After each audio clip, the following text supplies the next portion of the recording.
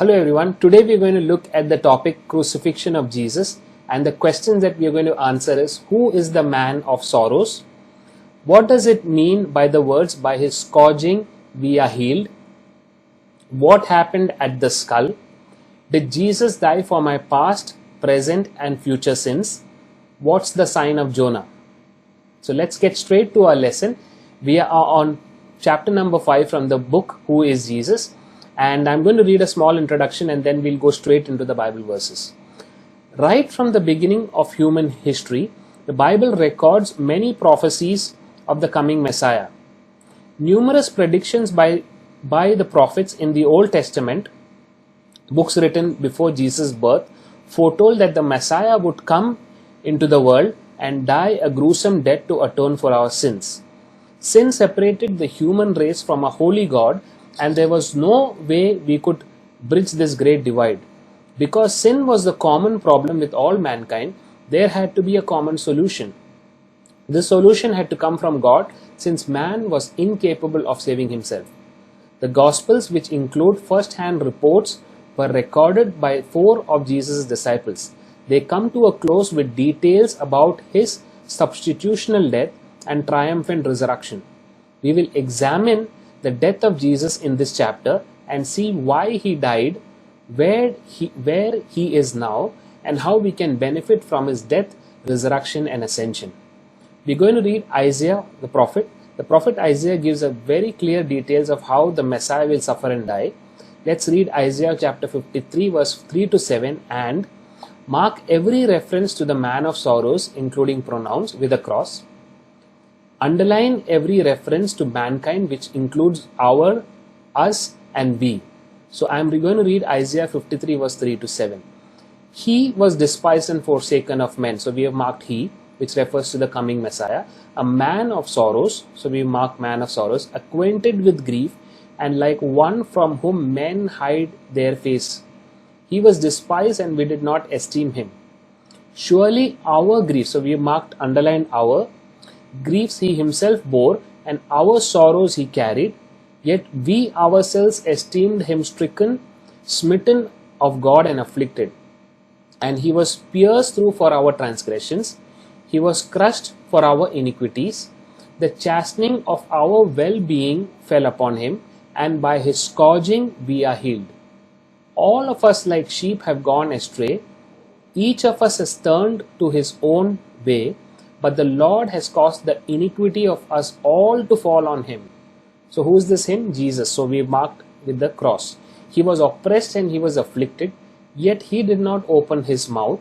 Like a lamb that is led to the slaughter, and like a sheep that is silent before its shearers, so he did not open his mouth. So let's get to the questions. We are on the first question, which is: what do you learn from marking references to Isaiah's coming Messiah? So the advantage of marking every Bible verse or the keyword distinctively is we can go straight to the marking and see what we learn about the coming Messiah. Let's look at the first marking. It says he was despised. So one thing we learn here is point number 1, he was despised. Point number 2, forsaken. Point 3, he was a man of sorrows, acquainted with grief, like one from whom. So it gives you a further description for like one from whom men hide their face.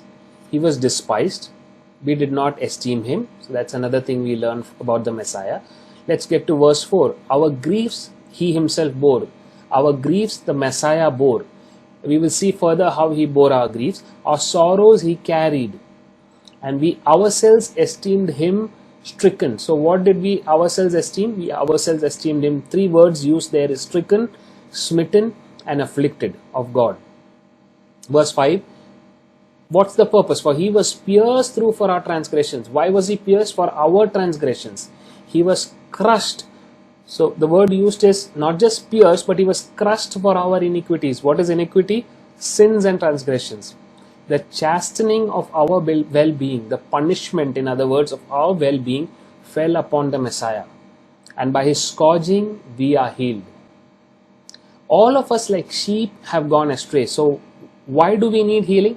verse 6 gives you the reason for that. Verse 6 says, all of us like sheep have gone astray. Each of us has turned to our own way. So we have turned to our own way, but the Lord has caused the iniquity. So the Lord here refers to God the Father. The Lord has caused the iniquity of us all to fall on the Messiah. He was oppressed. He was afflicted. He did not open his mouth. Like a lamb that was led to the slaughter, like a sheep before its shearers was silent, he did not open his mouth. So we read that he did not open his mouth. Let's get to the next verse. Why did the Messiah go through all this? For whom? Let's look at verse 5 and 6. It says, is there any reason?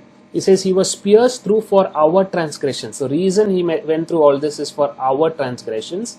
He was crushed for our iniquity. So the repeated word there is our iniquity, our transgressions, the chastening of our well-being. So it was our transgressions, our iniquities, our well-being fell upon the Messiah, and by his scourging we are healed. We will see that in the later portion of this episode.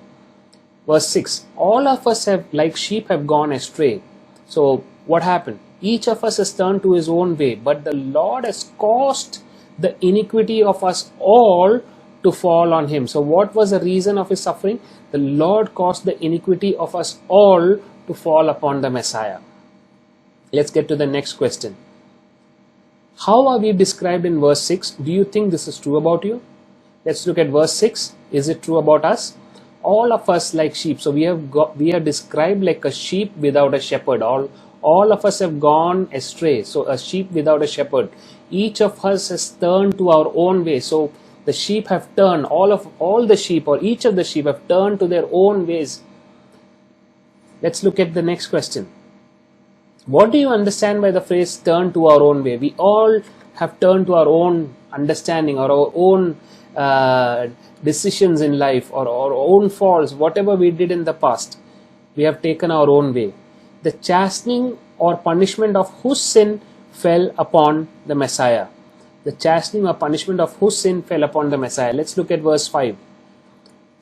It says, he was pierced through for our transgressions. He was crushed for our iniquities.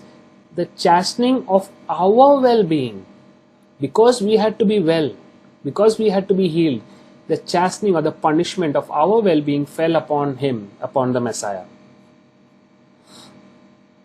What is God offering through you through this great sacrifice on the cross? What's God offering you through this great sacrifice on the cross? Let's look at verse 4, 5 and 6. In verse 4 it says, surely our griefs he himself bore. So since he has borne our griefs, we don't have to bear our griefs anymore. Our sorrows he carried. Since he carried our sorrows, we don't have to carry our sorrows anymore. We esteemed him stricken, smitten of God. Let's look at the next verse, verse 5. He was pierced through for our transgressions. He was crushed for our iniquities. The chastening of our well-being fell upon him, and by his scourging we are healed. So the question was, the chastening or punishment of whose sin fell on the Messiah? What is God offering you through this great sacrifice? In verse 5 and 6. All of us like sheep have gone astray. Each of us has turned to his own way, but the Lord has caused the iniquity of us all to fall upon him. So we are healed. He has given us well-being, and we are healed. So let's look at the next portion. The book of Psalms was part of the ancient Jewish scriptures in poetry form and was written hundreds of years before Jesus was born. Let's read Isaiah chapter 50 verse 6 and Psalm chapter 22 verse 14 to 18 and mark every reference to the coming Messiah, including pronouns with a cross. And we'll first look at the reference from Isaiah chapter 50 verse 6. I gave my back to those who strike me. So we have marked I, my and me. It refers to the coming Messiah. So the Messiah gave his back to those who strike him. My cheeks to those who pluck out the beard. I did not cover my face from humiliation and spitting. Psalm 22 verse 14 to 18. This was written hundreds of years before Jesus actually came on earth. It says, I am poured out like water, and all my bones are out of my joint. My heart is like wax, it is melted within me. My strength is dried up like a potsherd, and my tongue cleaves to my jaws. And you lay me in the dust of death. For dogs have surrounded me, a band of evildoers have encompassed me. They pierced my hands and my feet. I can count all my bones. They look, they stare at me. They divide my garments among them, and for my clothing they cast lots. The Roman crucifixion involved nailing a person to a wooden cross and leaving him or her to bleed and die. This cruel punishment was applied only to very hardened criminals, including seditious people. Let's look at the questions. List things that will happen to the Messiah. So let's look at what will happen to the Messiah. We have marked the cross, and let's look at the cross. So the Messiah in Isaiah 50 verse 6 says, the Messiah would give his back to those who strike him. We know it was fulfilled in the life, in the crucifixion of Jesus. My cheeks to those who pluck out my beard. That was also fulfilled. My cheek to those who plucked out the beard. I did not cover my face from humiliation and spitting. You know how he was mocked when he was under trial. In Psalm 22, I am poured out like water. The Messiah was poured out like water. All the Messiah's bones were out of his joint. His heart is like wax. It is melted within him. His strength was dried up like a potsherd. His tongue cleaved to his jaws, and he was laid in the dust of death.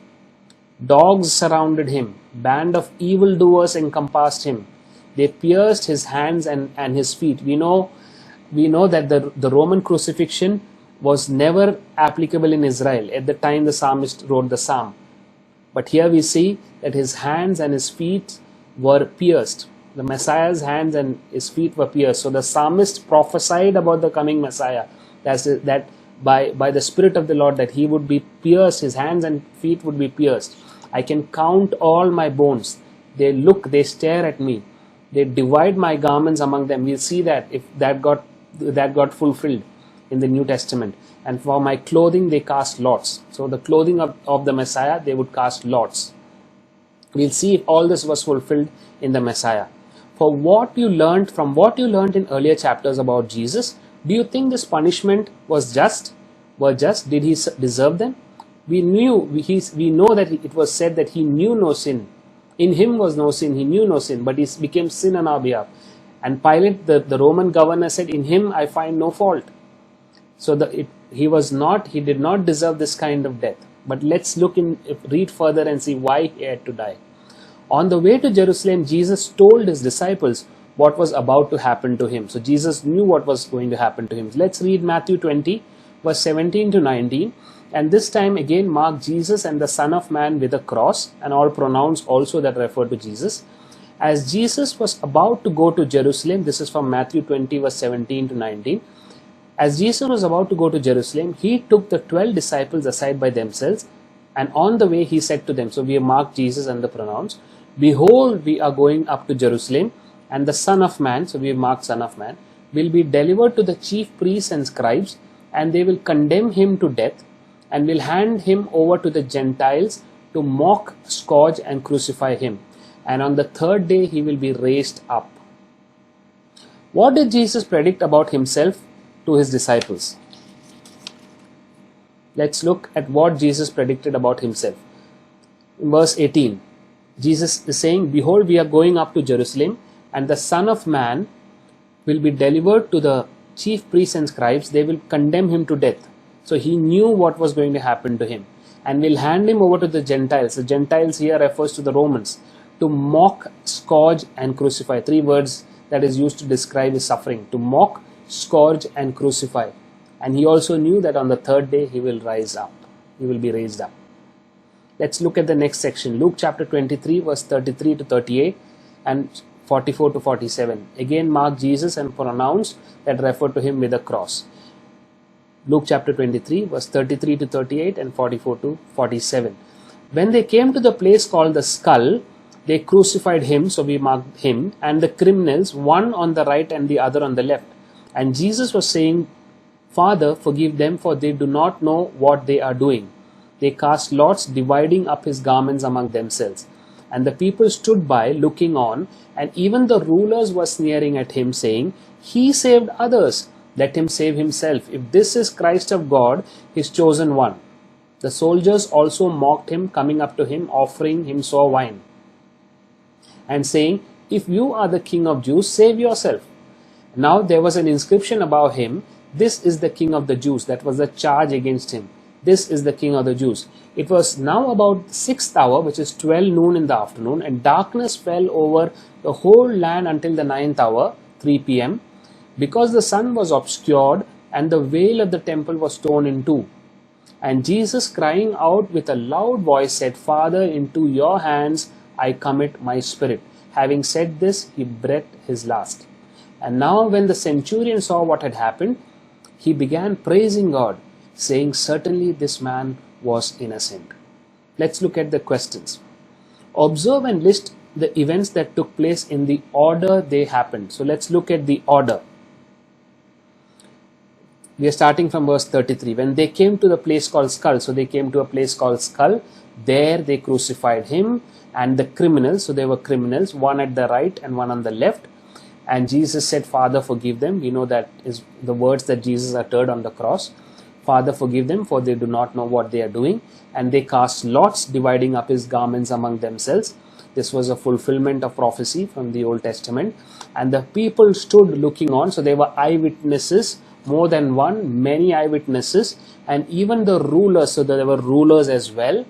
And the rulers were sneering at him or making fun of him, saying, He saved others. We know how Jesus saved others. He healed the sick, he opened the eyes of the blind, healed the leper, raised the dead, and fed the 5,000 people with 5 loaves and 2 fishes. So they're saying, He saved others, let him save himself. If this is Christ of God, his chosen one. The soldiers also mocked him, coming up to him. So this was again a fulfillment of the prophecy from the Old Testament, which we read. Coming up to him, offering sour wine, and saying, If you are the King of Jews. They mocked him and said, If you are the King of Jews, save yourself. Now there was an inscription above him, This is the King of the Jews. So there was an inscription on top of the cross, on top of his head, which says, This is the King of the Jews. It was about, the next event that happened is, it was about 12 noon in the afternoon, and darkness fell over the whole land until the 9th hour. So 12 o'clock to 3 o'clock in the afternoon, there was darkness, because the next verse says, because the sun was obscured and a very special event happened. The veil of the temple was torn into two. We know that the veil was torn from top to bottom, and it was a very thick cloth, very difficult for it to be torn, but it tore from top to bottom, signifying that God had opened a new and a living way. We will look into that further. And Jesus, crying out with a loud voice, said, Father, into your hands I commit my spirit. This was again a fulfillment of the Old Testament prophecy. Having said this, he breathed his last. Now when the centurion saw what had happened, so there was a centurion right there present, an eyewitness right present there at the cross. He saw what had happened. He began praising God and saying, Certainly this man was innocent. What do you learn from marking Jesus?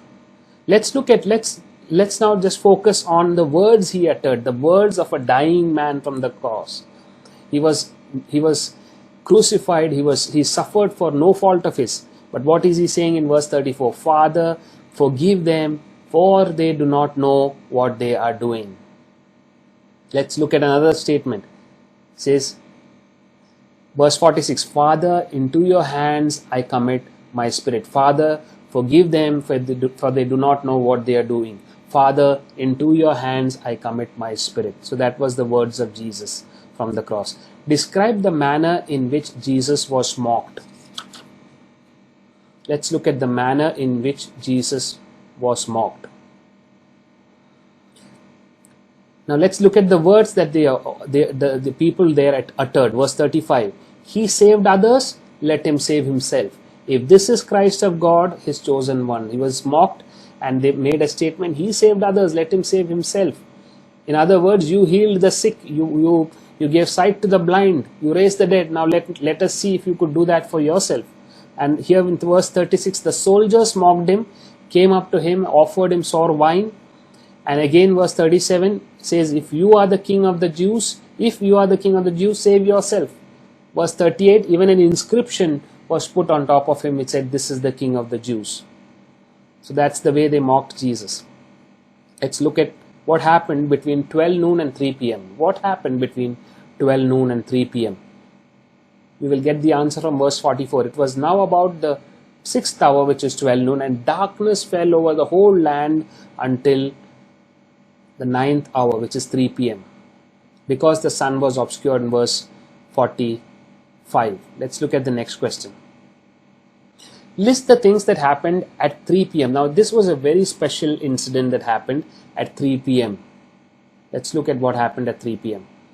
It says in verse 45, the veil of the temple was torn into two. We will further study why the veil was torn into two. What was the significance of the veil being torn into two? It tore from top to bottom, which signified that God had opened a new and living way. We will see that further. Centurions commanded 100 Roman soldiers. What did the centurion see and how did he react? It's very interesting to see the reaction of an outsider, reaction of a non-Jew or a non-Israelite person. Let's look at what he had to say. He said, certainly this man was innocent. In other words, no doubt this man was innocent. When he saw all this that happened, darkness, a very abnormal thing happening, like darkness on the land for 3 hours, and he said, certainly this man, the way Jesus asked his forgiveness, he saw all that. The way he committed his spirit to the Father, he saw that. He said, certainly this man was innocent. Let's look at the next reference, Peter. From 1 Peter chapter 2 verse 21 to 25, we know that Peter was a close disciple of Jesus, walked with Jesus, and we're going to read that. And we're going to mark Christ and all pronouns with a cross. And this time, let's mark sin with a big S. So I'm reading from 1 Peter chapter 2 verse 21 to 25. For you have been called for this purpose. So who is this you? It is we. Since Christ also suffered for you, so Christ suffered for you, leaving you an example for you to follow in his footsteps. Who committed no sin? So let's mark who and let's mark sin, like how you see on the screen. Nor was any deceit found in his mouth. So let's mark deceit as well. It's not marked here, but let's mark deceit. Found in his mouth, and while being reviled, he did not revile in return. You can even mark reviled here because it's a form of sin. While suffering, he uttered no threat. So let's even mark threat because it's a synonym or another word that can refer to sin. He uttered no threats, but kept entrusting himself. So mark himself to him who judges righteously. So the him here refers to God the Father. Verse 24, and he himself bore our sins, so mark sins, in his body on the cross, so that we might die to sin and live to righteousness, for by his wounds you were healed. We see the repetition that Peter repeated from the book of Isaiah. In the New Testament, he says his wounds we are healed. So there's a fulfillment of the prophecies in the book of Isaiah. For you were continually straying like sheep, but now you have returned to the shepherd and guardian of your souls. Now let's look at the questions. What did you learn about Christ from these verses?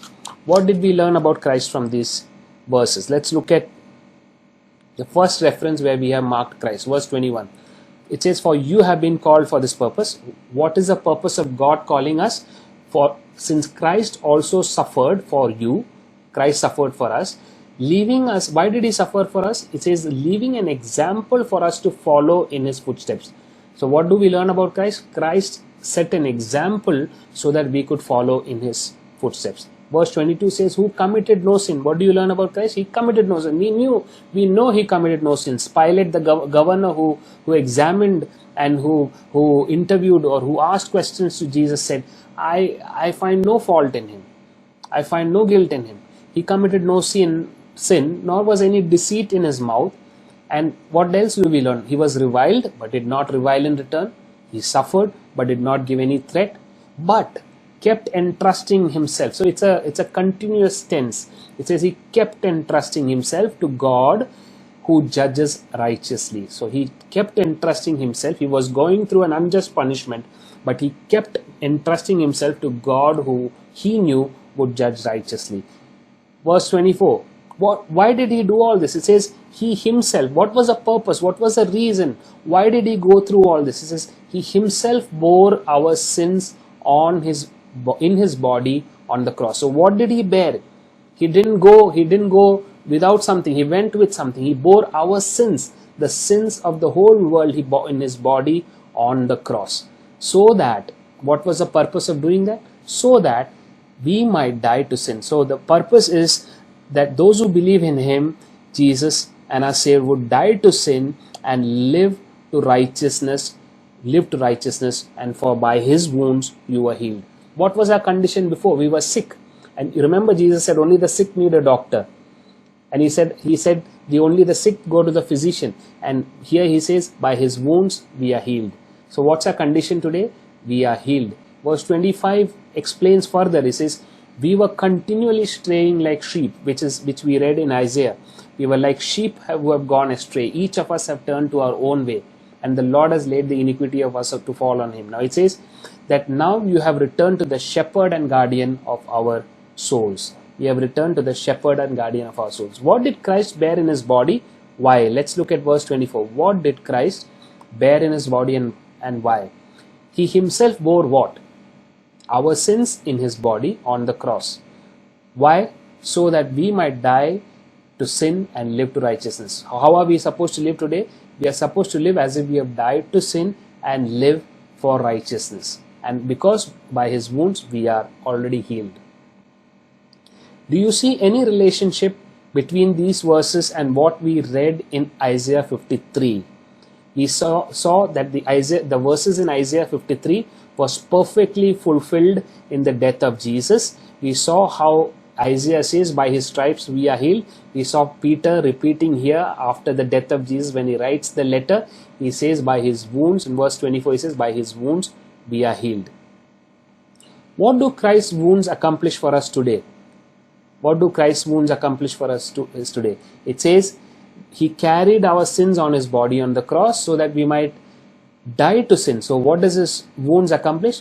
We died to sin so that we might die to sin and live to righteousness. For his wounds we are healed. By his wounds we are healed. Remember, without his wounds we would never have been healed. How is Christ described in verse 25? Verse 25 describes Christ in a very beautiful manner. What does it say? Remember, in Psalm 23 it says, the Lord is my shepherd, I shall not be in want. And Jesus in John's Gospel says, I am the good shepherd. But here Peter describes Jesus saying, you were continually straying like sheep. Straying is what? Straying means each of the sheep goes in its own direction, takes its own direction, cannot come back by itself. It says each of us like sheep have been going astray, but now you have returned. So what have we done? We have returned to the shepherd and guardian of our souls. So Jesus, we find a new name of Jesus here. It says he is the shepherd and the guardian of our souls. A new way in which he is described, or his character is described by Peter. Let's look at Romans chapter 5 verse 6 to 10. This is one of my favorite portions in the Bible. And we are going to mark Christ and all pronouns with a cross and underline the words we and us, which refer to all who believe in Christ. So we're going to read Romans chapter 5 verse 6 to 10. For while we, so marked we, were still helpless, at the right time Christ died for the ungodly. For one will hardly die for a righteous man, though perhaps for the good man someone would dare even to die. But God demonstrates his own love towards us, so marked us, in that while we were yet sinners, so marked we, Christ died for us. Much more then, having now been justified by his blood, we shall be saved from the wrath of God through him. So we have marked we here and also every reference to Christ. For if while we were enemies, we were reconciled to God through the death of his Son, much more having been reconciled, we shall be saved by his life. So let's examine the chapter further. Remember, inductive Bible study involves three things. Observation, you observe the text. What does the text say? Interpretation, what does the text mean? And the third thing is application. How does that text apply to my life? We ask the 5W and the 1H question. Who, when, where, why, what, and how. So those questions, those are the precise questions that we will be asking. If you see the questions in the book, we will see that those are the exact questions that we are going to ask. So what does it mean to be justified? Justified means made and declared righteous. Not only declared, but made righteous. So if a person is justified, he or she is already made righteous in the sight of God. So not just justified in the sight of people, but justified in the sight of God. In the sight of God, God looks at us and says He is perfect, He is right. That is the magnitude of justification. Reconciled means our relationship with God is restored. So our relationship with God was broken, not because of what we did, yes, because of what we did. We are sinners not because we sin, but we are sinners because we have a sin nature in us. So it says that reconciled means our relationship with God is restored. We have now peace with God and are saved from His wrath. We were once under His wrath, but we are saved from His wrath. What do you learn about Christ from these verses? Let's look at the cross. Verse 6. Christ died. For whom? For the ungodly. Verse 8. Christ died for us. God demonstrates His love towards it through His death. It says God demonstrates His love towards us, that while we were sinners, Christ died for us. So God demonstrated His love towards us in Christ while we were sinners. Verse 9. What does Christ accomplish for us? By His blood. It says, now being justified by His blood. So we are justified. Not only that we are justified, declared just, we are saved by His life. Through the wrath of God, through Christ. We are saved from what? We are saved from the wrath of God. The wrath of God that is going to fall on man. And we are justified through the wrath of God. From the wrath of God. Verse 10. If while we were enemies, we were reconciled to God. So what was our position before? We were enemies. Now it says reconciled from what? Through what? Through the death of His Son. Whose Son? God's Son. So we are reconciled to God, or we are brought at the same level. The reconciliation means we are brought at the same level, or our relationship has been restored with God through His Son. Having reconciled, we are saved by His life. So we are reconciled and saved by His life. Let's get to another very, very interesting question. List everything you learn about man's state. So let's look at our resume, our biodata, and see what we were like. What did our biodata look like before we came to know Christ? I want you to write down a few words of how you and me looked like from these verses, and how do we number those? Let's look at number one qualification that we had. Verse 6, helpless. Verse 6, ungodly. Number 2. Verse 7, unrighteous. You see, unrighteous. Verse 7, bad man, bad woman. Verse 8, sinners. That's another qualification that we had. We were sinners. Was that good? Is that a good qualification? No, certainly not. Verse 9, justified. What is the opposite of justified? We were unjust. We were unjust before God. What other qualification does verse 9 mention? We were saved. We are now saved, which means we were unsaved. What else do we see in verse 9? We were under the wrath of God. We were people who were under the wrath of God. Verse 10, it goes on further. That's a very interesting qualification. It says we were enemies. We were enemies. So let's look at the next question. Look at verse 9. Now, having said all these things, let's look at verse 9. What does Jesus' blood accomplish for us in the plan of God? So having seen all this qualification, let's look at what Jesus' blood accomplished. Two things, it says. Two words used there to describe what He has accomplished. Justified and saved. Let's read that. Much more than means how much more than, having now been justified by His blood. So what does His blood do? His blood declares us just. And not only that, we are saved from the wrath of God. We are saved from the wrath of God that is going to come. So what did His blood accomplish? We are saved, we are justified, and we are saved. Justified by His blood and saved from the wrath of God. Let's look at the next question. What do Christ's death and life separately accomplish according to verse 10, and how are they related to each other? Death and life, what does it accomplish and how are they related? Let's look at verse 10. What does the death accomplish? When while we were enemies, we were reconciled to God.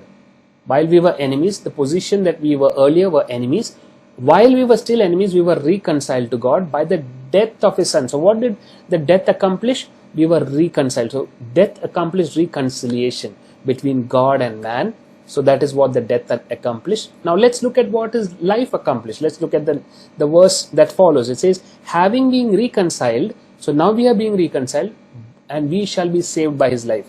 So we are now reconciled and we are saved by His life. So by Jesus' resurrection, which we will learn in the next chapter. This chapter we dealt with crucifixion and death. But the next chapter we will learn about a unique incident that happened in the history of mankind, the resurrection of a man from the dead. And in that we will see that Jesus rose again from the dead, and by His life, here it says, Paul says in Romans that we are saved by His life.